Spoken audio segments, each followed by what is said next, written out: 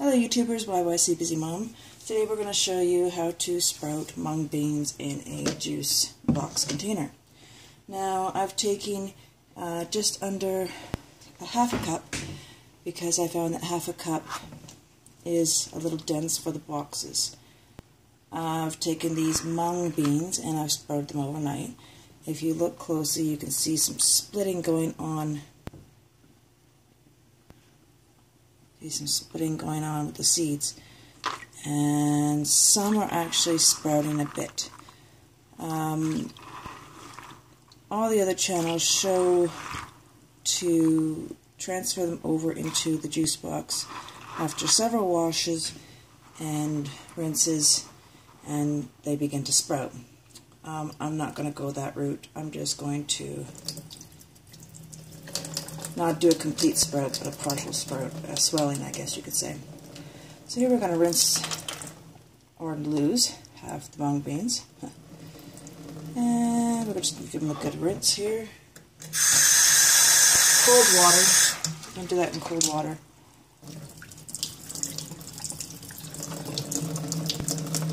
And we're going to make sure, well, I have already made sure, that the juice box was cleaned out good. I even gave it a bleach and continued on with the rinse factor in that, just to make sure. Now we're going to put our little funnel in there and we're going to feed the mung beans down into. We're going to get a skewer or a chopstick to help get the skewer or chopstick to help get the beans in. I don't want to squish them per se, but so that jam happens. I gotta be careful, otherwise you're killing your beans, right? You're not going to get a good sprout from them. And we tend to get a good clog going in here, and I'm just mashing them just to get through this backup. So we're going to lose some beans. So try to get them a little bit at a time. Oh, there we go. Damn it. There we go. It's not as easy as it looks.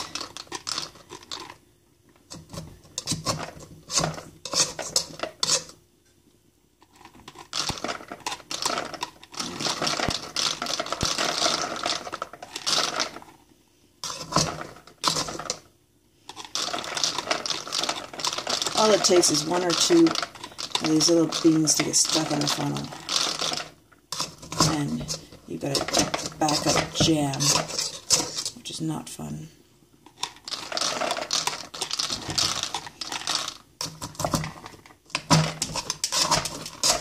Looks like I have to go even slower than what I was going.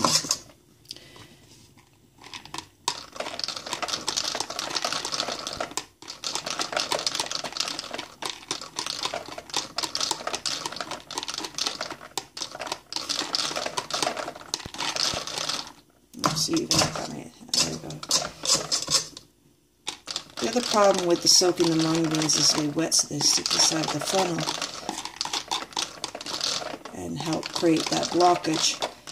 The other video I'll do next is not soaking the mung beans. I don't really see a reason for it. I never did before, but this video I'm doing it only to see if there's a difference. And I'm going to have to do this in a couple parts only because my phone does not have the capability to do cut and pause. So what we're going to do here is we're going to cut off the corners. Not big enough so that the mung beans can get out, but big enough that we can have drainage. Because this is where the mung beans are going to be living. Mung beans, if left too wet, will mold. So they need to have drainage. And by doing this, it allows you to fill up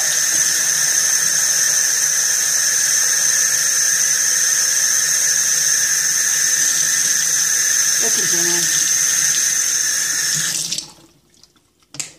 Give it a good shake if you can get it in there before and then let it drain. Ideally, you're not going to let it drain in the sink because of all the bacteria in the sink. You're going to want to do this 3, 4, maybe even more times a day. And we're going to let this sit for 72 hours. We'll take a look as we go along, and you'll see that the green outer shell of the mung bean will separate, and as you rinse, you'll see the casing. Oh, we already got a casing coming out. Casings coming off the mung beans.